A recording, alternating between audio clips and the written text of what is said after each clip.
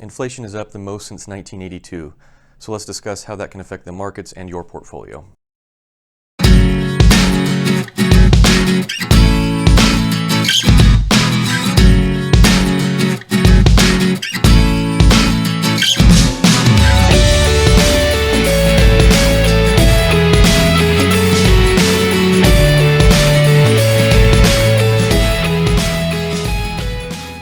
Before we dive into our discussion on inflation, we here at Axia Wealth Management just wanted to wish you all a very happy 2022 and hope it's off to a great start for you. Now, with inflation being front and center out there, we wanted to address some concerns on how higher inflationary periods can affect the markets and your portfolio specifically.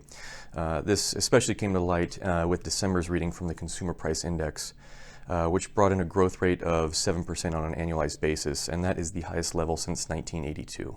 Now, something we won't dive into in this video that is an interesting topic, at least for us financial nerds out there, is the best metric to measure inflation, as the CPI index specifically is measured by the Bureau of Labor Statistics, and it just measures the prices and goods of services purchased for consumption for urban households specifically.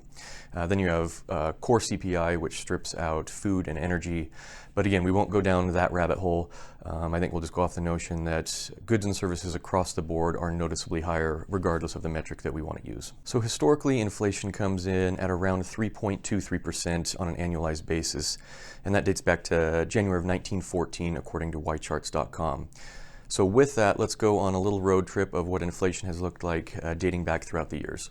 So here you can see the annualized monthly inflation data going back to 1914. So let's start where we're at right now with the recent 7% spike. And that is clearly due to the supply chain issues from the pandemic, which is decreased supply of products.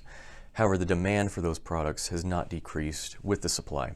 And in many sectors like building materials, supply has gone down while demand has gone way up during this period. And with that, you will see inflation. Now let's walk back in history for some perspective. As you can see, from the mid-80s and on, we've hovered around that long-term average, with the exception of the 2008 financial crisis that gave us a little bit of deflation. Now, what most of you probably remember is the high inflation rates of the 70s and 80s. And here you can see that peak in 1974 with around 12% inflation, and in 1980 with a peak of around 14.7%. Now, that was a double-edged sword because while prices were high and mortgage rates were high, you could also get some double-digit returns on your bonds, which is frankly unimaginable right now. Now, from 1980, we can go all the way back to serious price volatility for goods in the 30s and 40s with the big dip of deflation shown in the Great Depression and the high inflation that led into the Roaring 20s. So hopefully that gives you some perspective on the history of inflation. And while we have seen a recent spike, most likely we will see that come back down to the longer term averages, since that's historically what we have seen in the past, where you see those spikes short term and then they drop down to that longer term average of around 3%. And with the supply chain issues that we've seen during COVID, again, all the research points to that same scenario happening, where we'll see a little bit of a spike, and then while those supply chain issues are resolved, most likely we will come back down to that longer term average of 3%. But until then, most likely we will see some higher inflation during this period. So let's look at how higher inflation has impacted the markets and specific asset classes. What you see here is a graph that shows the calendar year return for the S&P 500 net of inflation, shown by the green bars, and the dots showing inflation for that calendar year. As you can see by this graph, inflation isn't necessarily bad news for stocks, and there really isn't any reliable connection between the two. More importantly, 23 out of the past 30 years saw positive returns even after adjusting for the impact of inflation. Now, let's get a little more granular and see which specific sector or asset classes within the markets perform the best in periods of higher than normal inflation. So here you can see a graph that is going to show you the average annual return for each of the asset classes listed on the horizontal axis. And what is unique about these returns is that it looks at the period from 1927 through 2020. So we do get those periods of high inflation like the 1940s, the mid-1970s, and the early 1980s.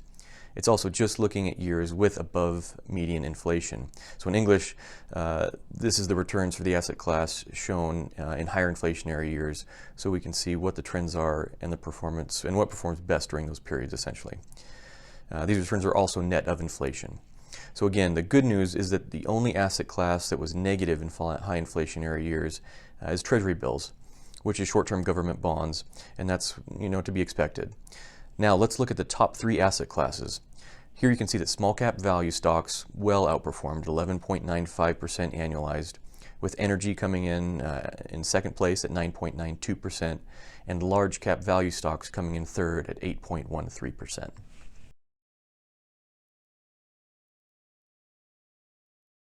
So hopefully that helps put some context around inflationary periods and what's going on right now, and for you to also realize that it's not necessarily a reason to abandon equities or a broadly diversified portfolio, as that really is what can help grow your money through an inflationary period. So again, we hope that helps, and honestly, hopefully next holiday season, my prime rib won't cost so darn much. Take care, everybody.